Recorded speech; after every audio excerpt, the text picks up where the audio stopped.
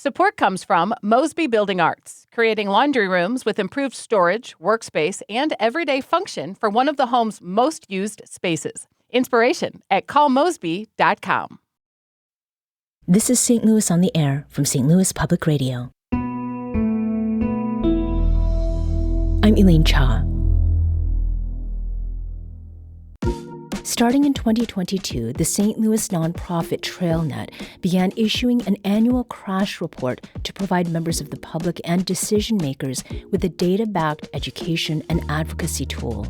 And earlier this month, Trailnet released its yearly report with a new name, the State of Our Streets Report. This 2025 document shows that driver fatalities in Missouri have decreased every year since 2022. But crashes involving pedestrians and cyclists are becoming more deadly, especially in St. Louis. And Gravois Avenue continues to be one of the most dangerous crash corridors in St. Louis. Last year, there were 23 crashes, 19 injuries, and 4 fatalities on Gravois in the city alone. The street, which runs diagonal across the region, is infamous for its sprawling 6-way intersections. Late last month, our producer Laila Halilbasic visited one of them, where Gravois meets Arsenal Street and Pennsylvania Avenue in South St. Louis. It's a sweltering afternoon as cars fly through the intersection.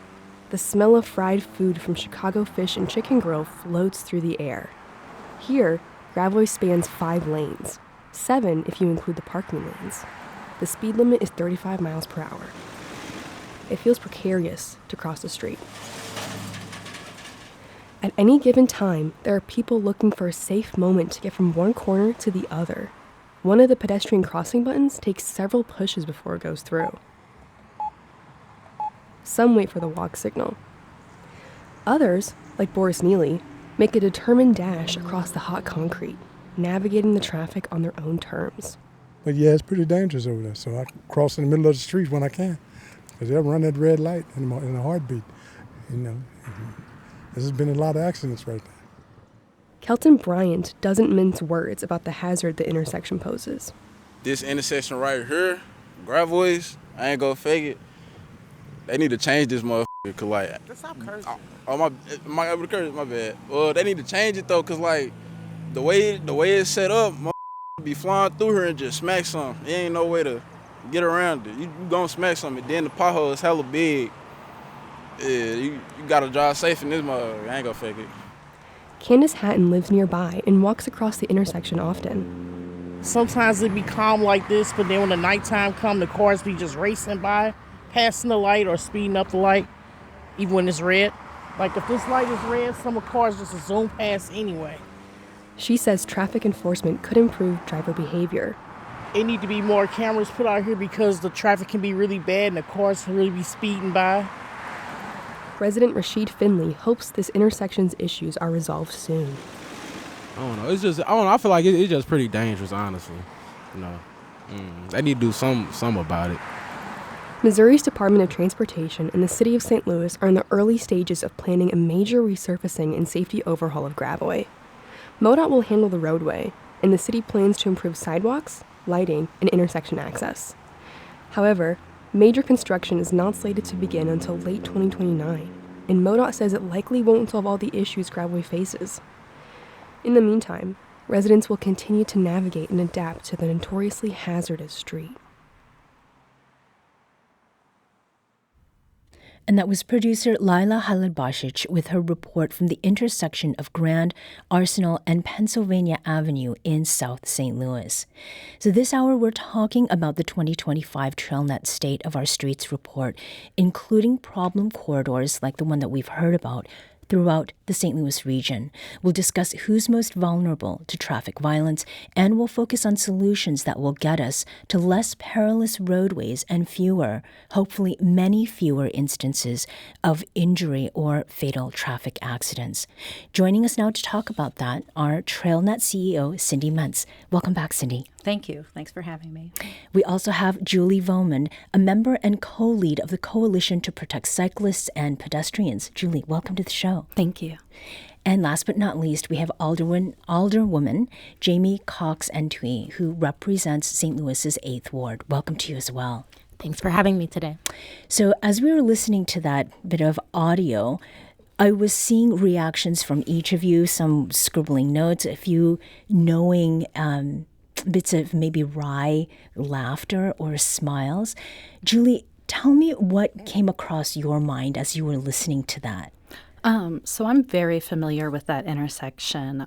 I've walked it most recently on Friday, and every part of that story just resonated so much. The wide streets, the high speeds, how difficult it is for pedestrians, and how fast drivers go, often running lights. Alderwoman Cox, how familiar are you with this intersection?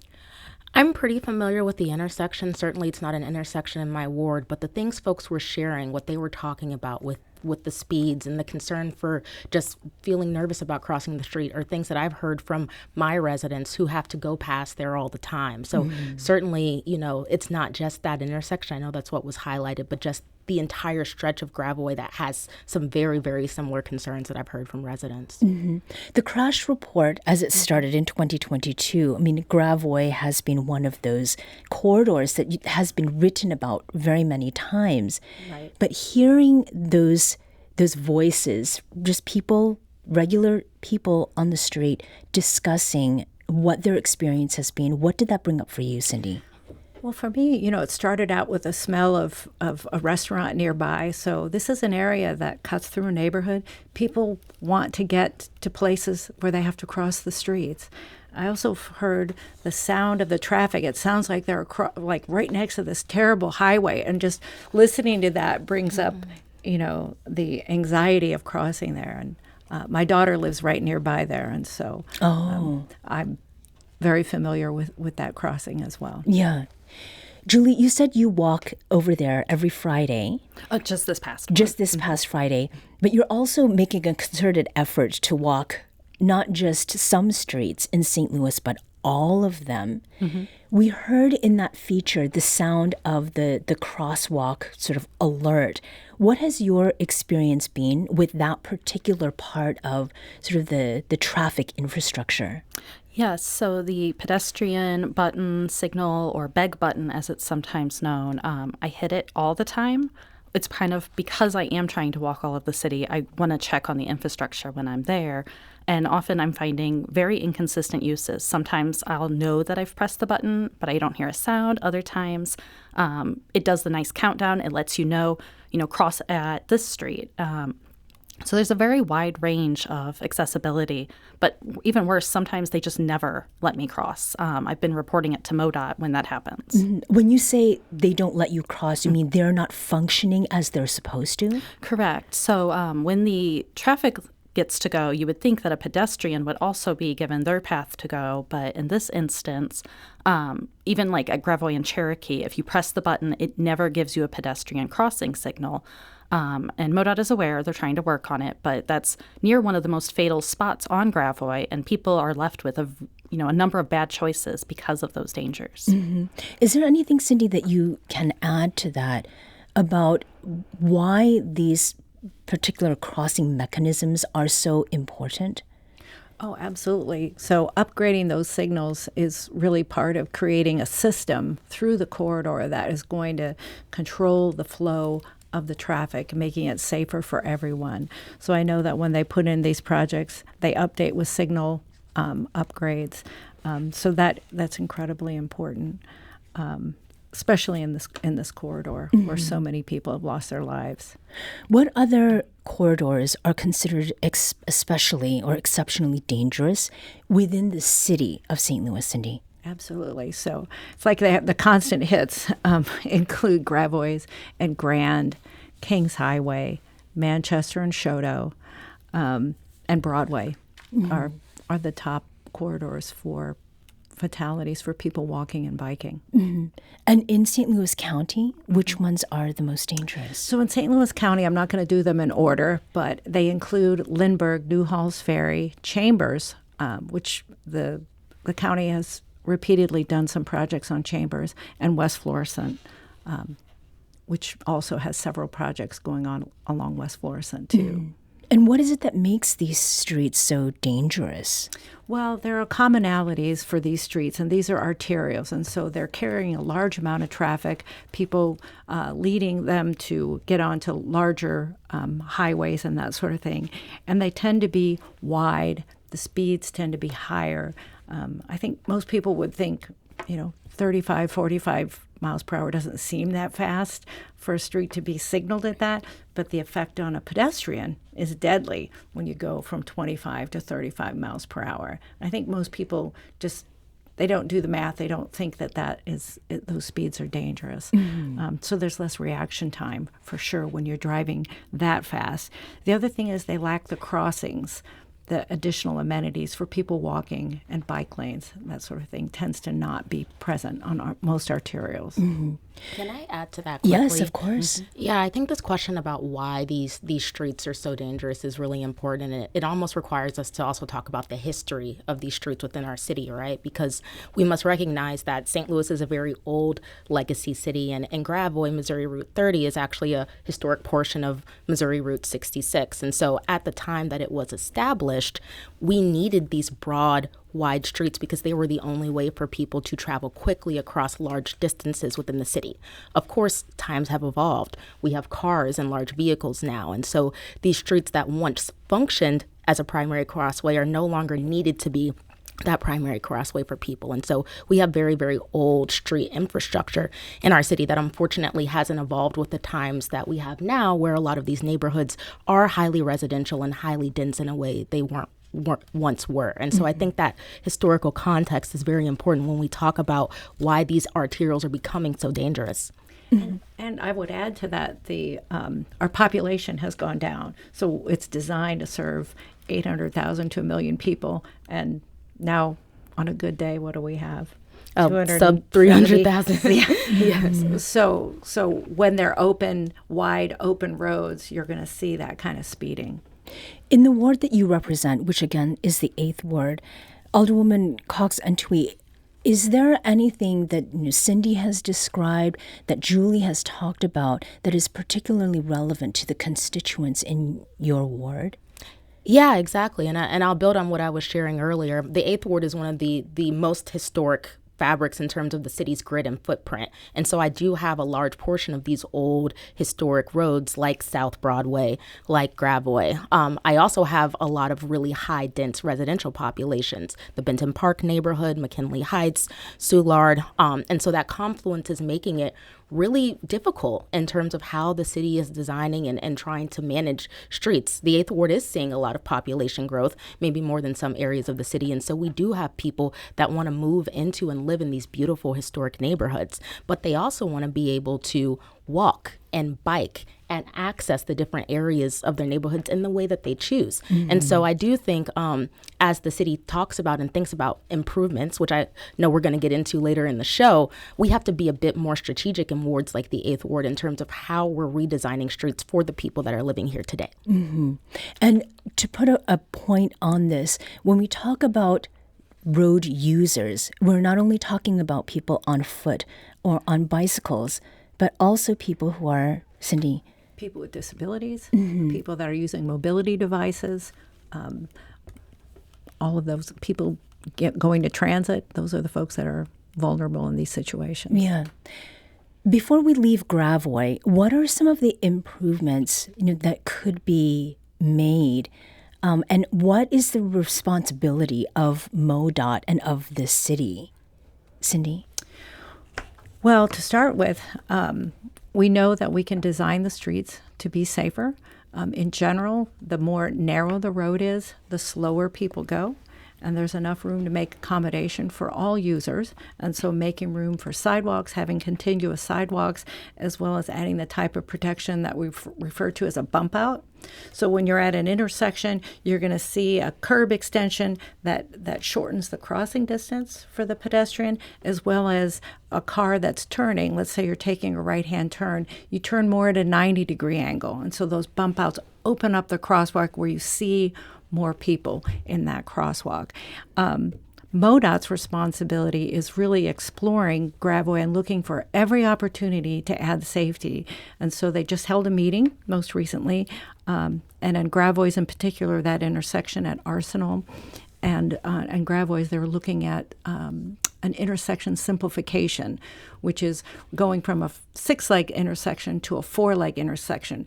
That is going to reduce the complication there, but there's still more they could do. Like, I wouldn't add left turns back into that situation. Yeah, Julie? So with our Coalition to Protect Cyclists and Pedestrians, or CP2, we looked into a lot of those tools too, and we've talked to MoDOT and city leaders, and for the first time we're really seeing MoDOT and the city collaborating on what could Gravois look like.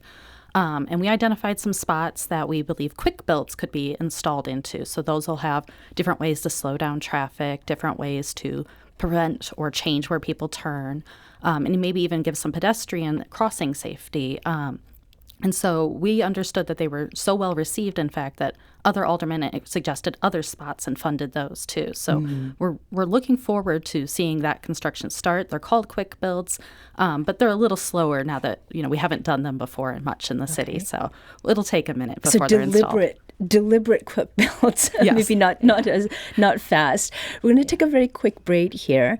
We're going to be discussing other dangerous corridors in the region, including in St. Louis County, after this break.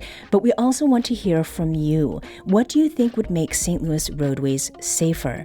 Call us at 314-382-8255. That's 314-382-TALK. You can send an email at talk@stlpr.org. We'll be right back. This is St. Louis on the Air on St. Louis Public Radio.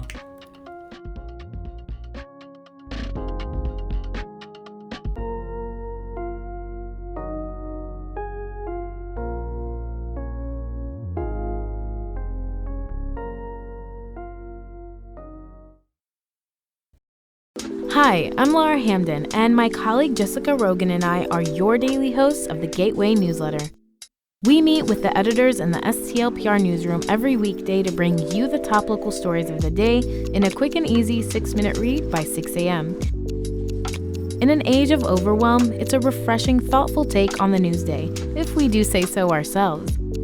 Fine-tune your daily news habit with the Gateway newsletter. Subscribe at stlpr.org/gateway. Welcome back. This hour, we are talking about roadway safety in the St. Louis region and reducing traffic violence through many different methods. Just recently, Trailnet issued its 2025 State of Our Streets report, which is the new name for its crash report, which started coming out in 2022. And we're speaking today with Julie Vomund, member and co-lead of the Coalition to Protect Cyclists and Pedestrians. She's a pedestrian safety advocate. We're also speaking with Cindy Mense, CEO of Trailnet, and Alderwoman Jami Antwi of St. Louis's 8th Ward. Now, before the break, we were talking about Gravois, and Alderwoman, you said you wanted to add something before we leave that particular corridor. Yeah, I would be remiss before we left this topic if I didn't really thank the work of the advocacy organizations that have been doing so much recently on Gravois, like CP2 and like Trailnet.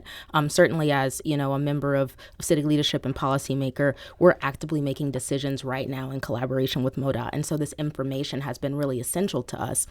And in the 8th Ward, a lot of my residents are seeing that we're actually implementing improvements on Gravois right now between Jefferson and Shenandoah. And this work is a result of the 2024 Gravois safety study. So these conversations have been going on a very long time, really led and spearheaded by a lot of the organizations that are here at this table. And so these improvements that we're going to hopefully be implementing, which on that stretch of Gravois, we'll be adding center medians and adding bump outs and adding a mid-section crossing, which are some of the recommendations that you just heard these folks make. And so we're seeing these changes happen live, and it's because a lot of this work in this dialogue. And so I wanted to preview that for everyone. If you see construction on Gravois in the 8th Ward, that's why, and this is why these improvements are so necessary. Mm-hmm.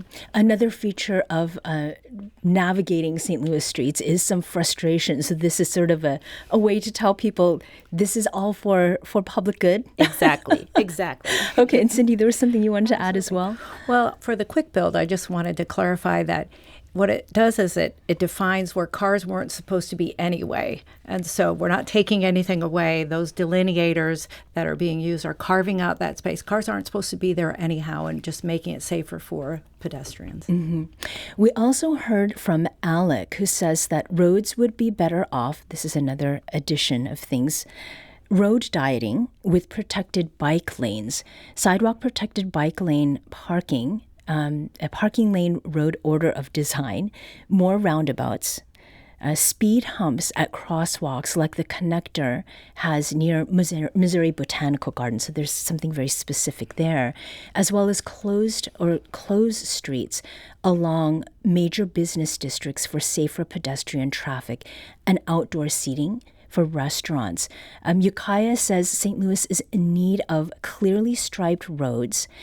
Grand at Arsenal causes chaos for those not familiar with the area. And I can also say that Grand over here at Forest Park Parkway is also a very confusing area. You're nodding, Julie. Yes. I mean, even as a pedestrian, it's really nerve-wracking. It's scary. I don't know where I'm supposed to go. And, driving it relies on predictability.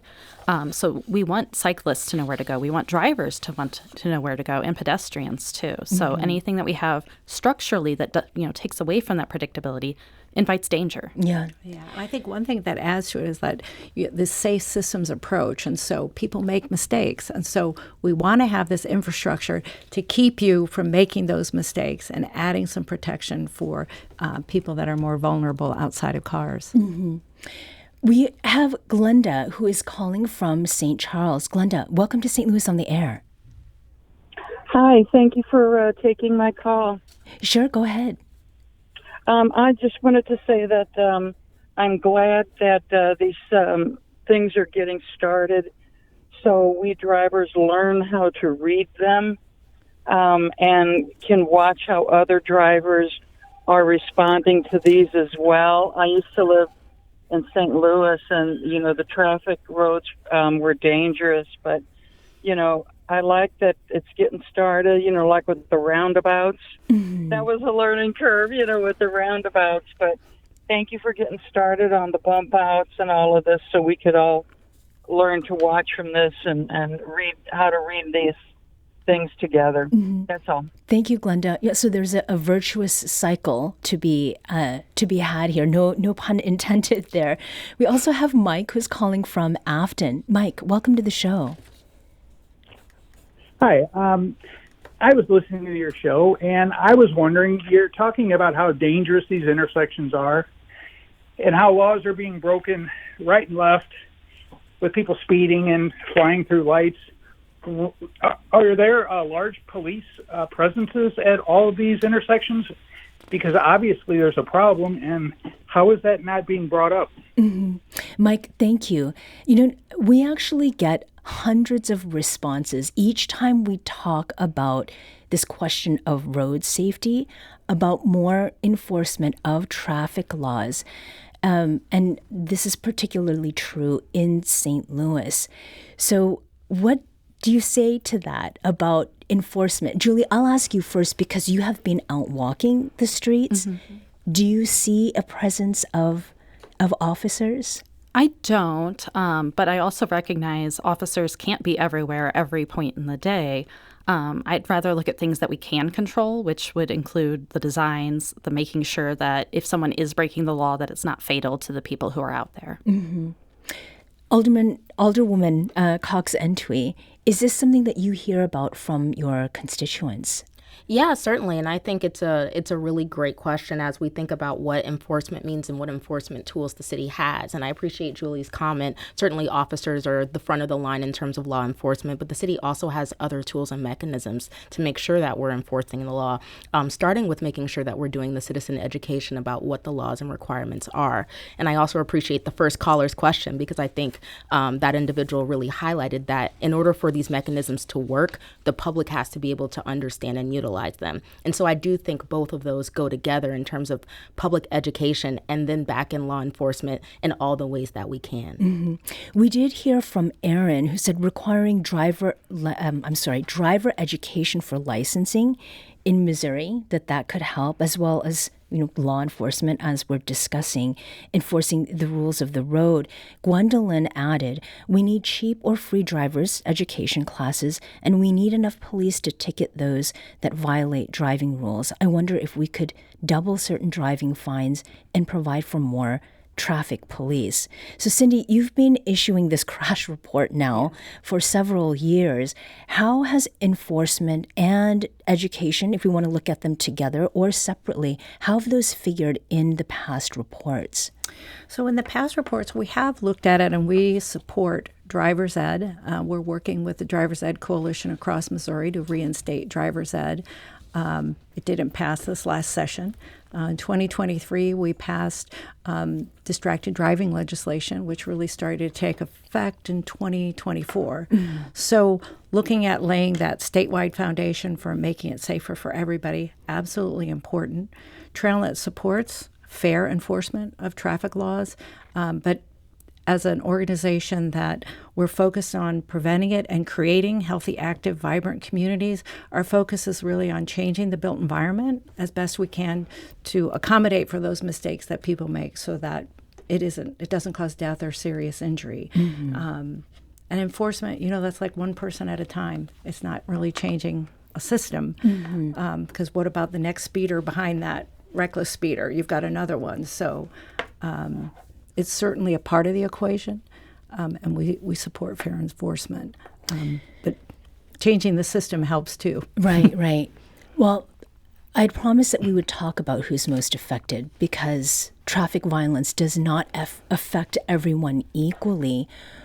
Who is most affected by traffic violence, Cindy? What is in this report? So what we're seeing is that the folks that are most impacted are living in communities where they have lower car ownership, greater use of transit, higher health risks, and so they have these converging risks that are impacting their lives and then also having this thrust upon them, seeing greater rates of fatalities and serious injuries that you can imagine have a greater overall impact, not just that one moment, but on their livelihood, their families, and their community.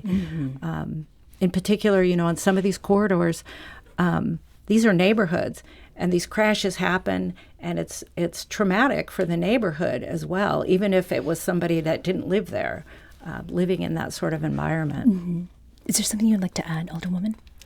Yeah, no, I was just going to say, and I really appreciated, in the State of Our Streets report, the framing around the language vulnerable road users being highlighted, because I do think that changes the way people think about who's using our streets and how they're using our streets. It also really helps from a policy perspective in terms of informing where we're making improvements first and why we're making them that way. And that's something I think it's really important for the public to understand. A lot of people asked about the ARPA money that went to doing a lot of the street and roads improvements. And the ARPA money was prioritized by these high risk, high accident roadways. And so when we think about why it's being identified that way, it comes from that framing of trying to address our vulnerable populations first in the way people are using words. And so having that framework helps inform how we're addressing these policy Absolutely. positions. And back to the first caller who is getting used to using this infrastructure and understanding that it makes it safer for everybody.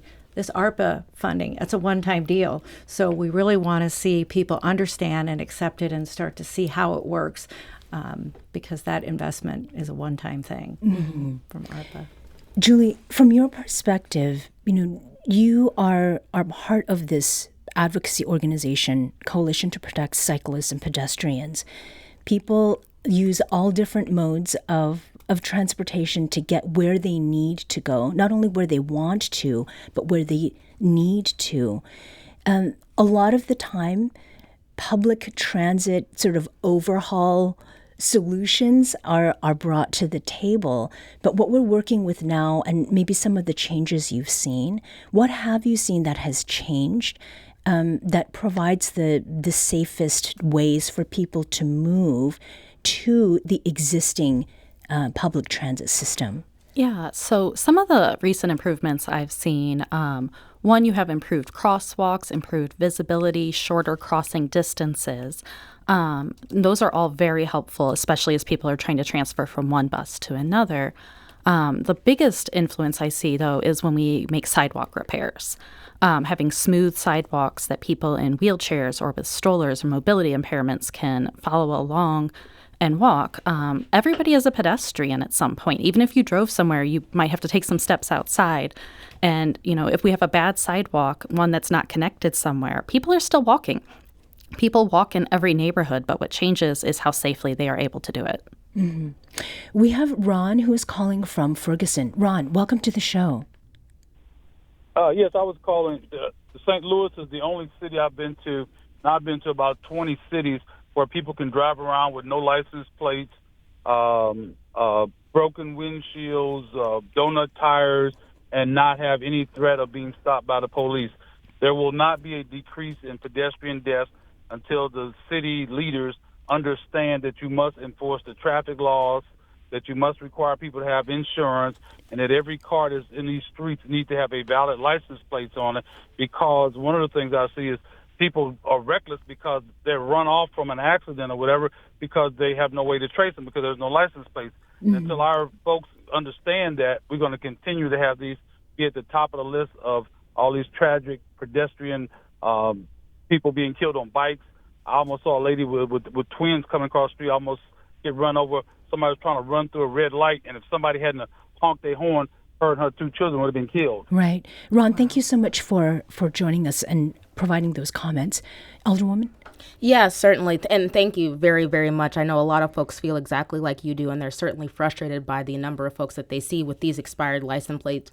I think, the conversation we're having right now in the city and certainly trying to find ways that we can work collaboratively with our law enforcement officials and with our police department. But that also requires collaboration with our state leaders as well. Understanding that, a lot of the enforcement mechanisms with our police being controlled by our state, and also a lot of those regulations regarding plates coming from the State Department of Transportation. I think as a city leader, my goal is to always collaborate and make sure that we're working as we can to start making these policy changes at the origination place. And so I appreciate that. We certainly need more stronger policy at the state level in terms of how we're getting licensing. And I certainly have talked to many state representatives and officials who want to try to make that happen in the best way possible. But it requires citizens like you all lifting your voice and saying, these are the changes we want to see. Mm-hmm. Cindy? Yeah, I was going to say that the legislation that we passed for distracted driving legislation includes elimination of those paper plates that you could put on the back of the temporary plates. So they're supposed to be rolling in where you have to get the plate straight away. And so it'll be more clear that you either have a valid license or not. Mm-hmm.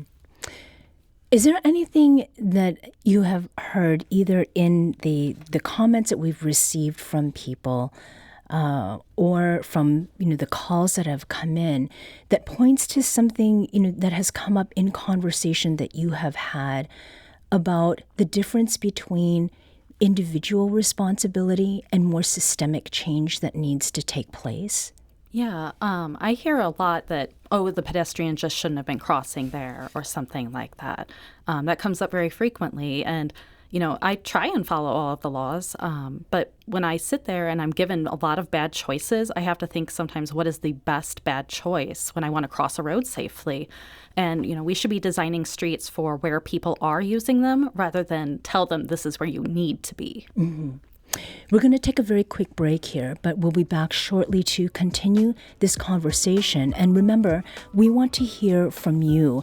We're going to be focusing on solutions even more. What do you think would make St. Louis's roadways safer? Give us a call at 314-382-8255. That's 314-382-TALK, or you can send an email to talk@stlpr.org. We'll be right back. This is St. Louis on the Air on St. Louis Public Radio.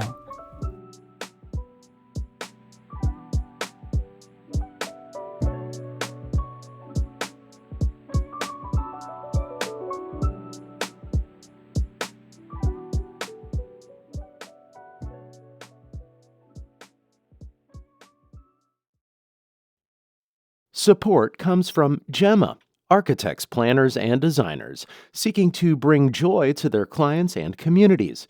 Details at JEMASTL.com. Welcome back. This hour, we've been discussing road safety and traffic violence, ways specifically to reduce them, on the heels of the publication of the 2025 State of Our Streets report from Trailnet. We've been asking you to join our conversation, and we heard from Robert, who says, first, absolutely ban right on red. No exceptions. Terrible drivers do not pay attention to pedestrians. I've been hit by a car due to this and nearly hit many others. Drivers only pay attention to the drivers and not their surroundings. As a blind pedestrian, I would not notice a car to my left if I hear on the crossing signal it's my turn to go. Speaking of those pedestrian walk systems, I cannot tell you how many times I start to cross a street and have to be told it's not the right time, even though the speaker said cross. And I actually saw some of this morning as you're not supposed to turn off 64 onto Grand. And I saw someone doing that. And then also the walk signal at the same time. Do you think that that is a good idea? Is it worth considering a ban on right on red? Absolutely. Cindy. Right on red is definitely going to make it safer. That's part of what you want the pedestrian to be visible in the crosswalk. And a lot of times they have what's called like slip lanes. So at sort of a wide angle, you're taking your right-hand turn and you might not see people or you're driving distractedly.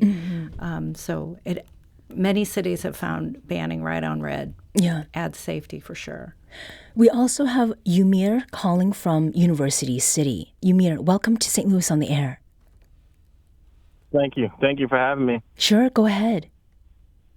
I think we have a problem with it's just an outlaw mentality in the city. I live in University City and my own property in North St. Louis, and throughout the city, whether it's the North End, the West End, all of those areas, there's just a mentality. There's an outlaw mentality where it's like the Wild West, where there's not enough police presence or police enforcement to where people are just taking these risks and these chances. And until we have more visual police, people are going to bump the stop signs. People are going to run the red lights because, like I said, it's just an outlaw mentality down there. Umir, thank you so much. To what extent do you all think that the infrastructure, street infrastructure, contributes to this feeling of, impunity or as Umir put it, the outlaw mentality? Yeah, so driving even on a road, as a pedestrian, I also drive, I also cycle, and sometimes I will see a road that's so wide, and I'm like, who is this built for? I think that, traffic calming should reinforce the message of the street. And right now, the message of our streets is go fast, don't slow down, don't care about anybody but yourself. And Alderwoman Cox Antwi, you mentioned sort of the historical precedents for that kind of design. Cindy, you also had something to add. Well, and I was going to add that the traffic signals, they're not all updated, so it doesn't always give you good information. So especially during COVID, you'd have a red light and nobody's there. So then people start getting these bad habits of not trusting the signals to give them good information. Now, I want to make sure we get to wins and the future. And we have a little bit of both with some bump outs downtown. Alderwoman Cox Antwi, tell us about that. Yeah, so we talked a little bit about all of the financial money that we had coming from ARPA and that going toward addressing some of these main arterial corridors. Downtown, there were 2 streets, 4th Street and Broadway, that were selected for these projects. And with that, we were able to put in some of the traffic calming measures that we talked about, like center medians and bump outs. Now, I know bump outs were a hot topic recently because downtown, some of them were removed, and that was a conversation that was decided on by the mayor's office and her executive authority. My perspective on this, as I shared, is that, with all of the work that advocacy organizations have done to start bringing some of these solutions forward, I understand, when you see them come in, you're really excited. And so these changes can be very frustrating if you start seeing one removed or another. But what I want to share with folks is I think it's really important about transparency happening on both sides and making sure that when we're working on and getting these bump outs installed, that we're transparent about why we're installing them. And if they're removed, we're transparent about why they're removed. But I think that's the main thing people want to see. And to the caller's question about, how do we change this outlaw mentality? Some of that infrastructure is how we change that mentality. Because if you are making that right turn and your car wheel goes over a bump out because you decided to speed, that's on you. And now you have a big car bill to pay. Right. And so I think that's why infrastructure works. And these small improvements we've been seeing downtown be really, really helpful when we have all these pedestrians coming to enjoy our baseball games or coming to some of our hotels. So infrastructure really works, and we're seeing people slow down now a lot in the downtown area. Now, in 2023, former Mayor Tashara Jones dedicated $46 million to repave and install traffic calming measures on 30 miles of arterial streets. This Kings Highway, Union, Grand, Goodfellow, Jefferson, and the Dr. Martin Luther King Jr. Drive, as well as Natural Bridge Avenue, these commercial corridors. Where do those projects stand today? Cindy? I believe most of them are complete. We're complete at this point.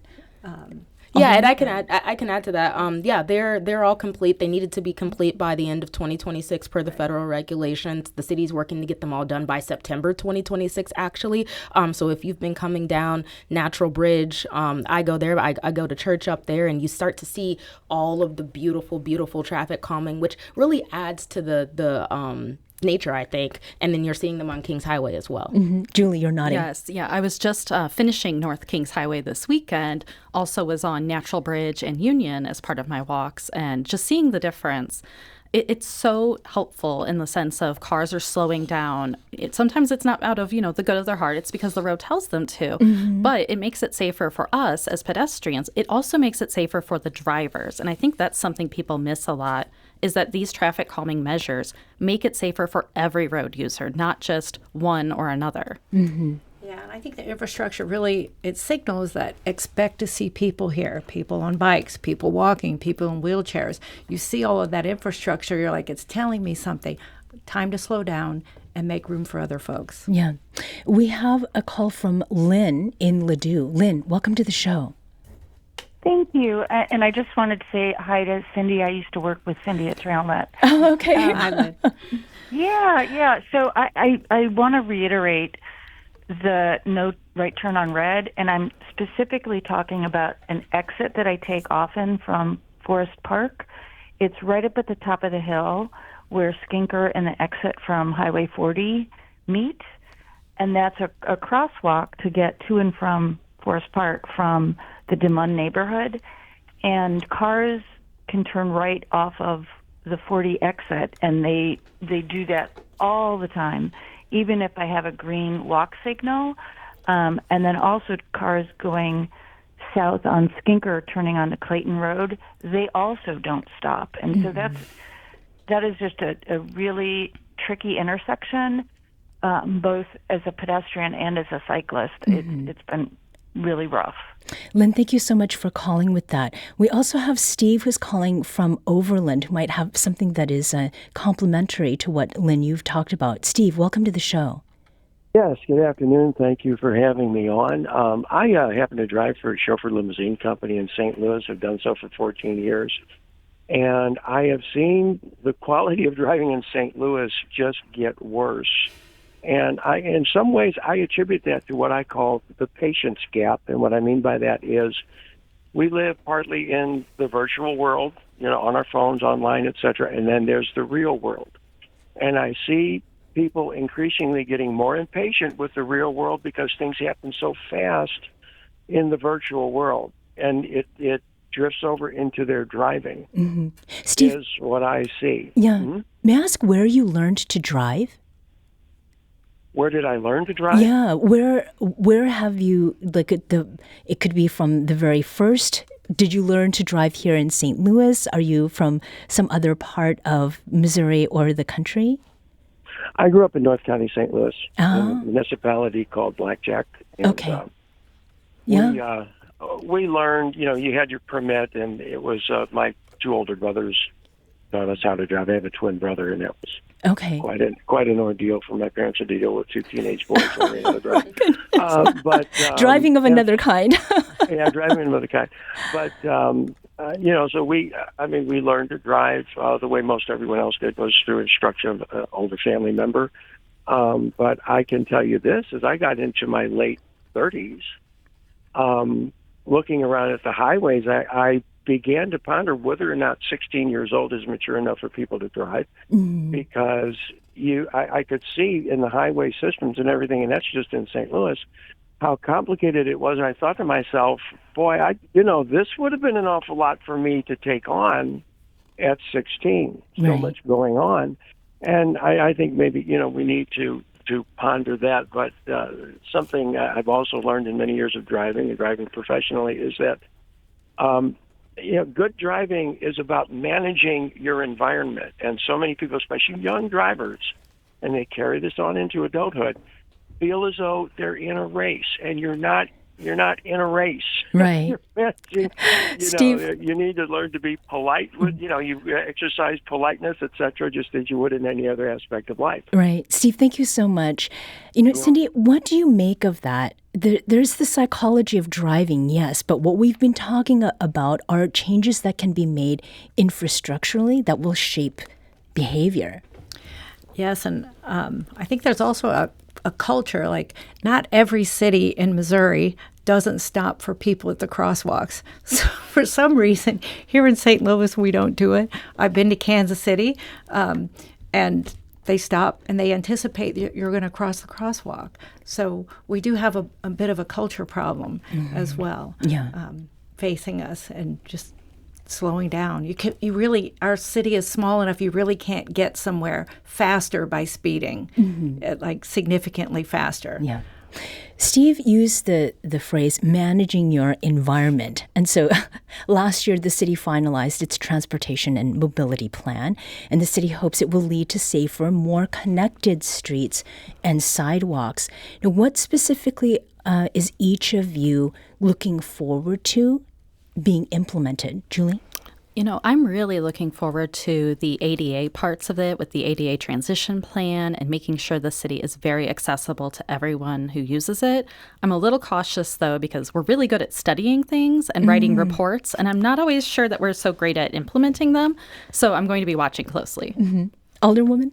Yeah, I'm looking forward to the plan has 3 components in emphasis: safety, connectivity, and maintenance. And so from a policy perspective, the maintenance piece is a thing that a lot of people talk about but don't really understand the mechanics of how we get the tools to implement.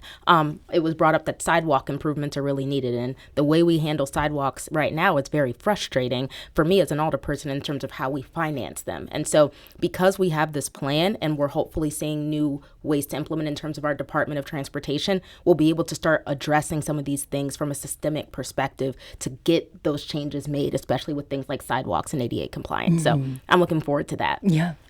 And now that it's formally adopted, it is a guide that needs to be followed. And so when the city doesn't follow the guide, we can call it out, just like we can when it comes to complete streets. And so designing streets to meet the needs of all users.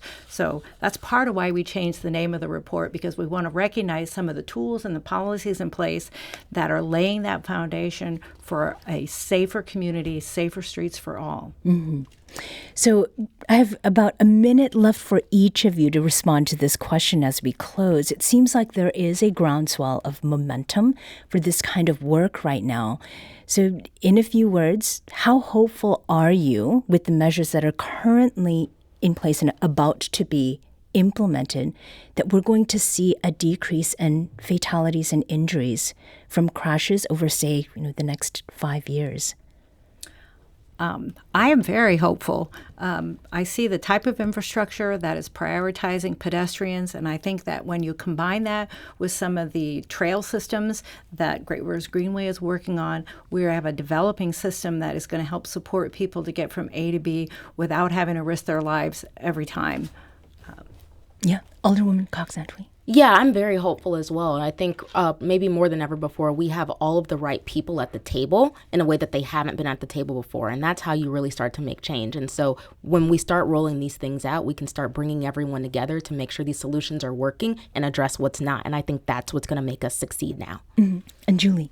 I'm very optimistic. Seeing a road like Natural Bridge and how its fatalities have dropped over the years, that just brings me hope. My only concern is how fast can we be at getting these, and are we treating these deaths as an emergency? So making sure we're fast and we're responsive and agile, that'll really seal the deal. Mm-hmm.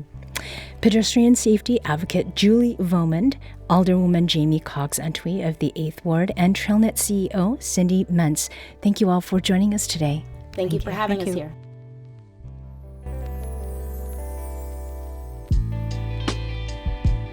This episode was produced by Emily Woodbury, with production assistance from Lila Halal-Bashich. Audio engineering and podcast design by Aaron Dorr. Our executive producer is Alex Hoyer. St. Louis on the Air is a production of St. Louis Public Radio. Understanding starts here. Do you find yourself regularly listening to episodes of St. Louis on the Air? Suggest us to a friend you think might enjoy our conversations. And leave us a review and rating on Apple Podcasts on the App Store. It's the simplest way to help people discover our show.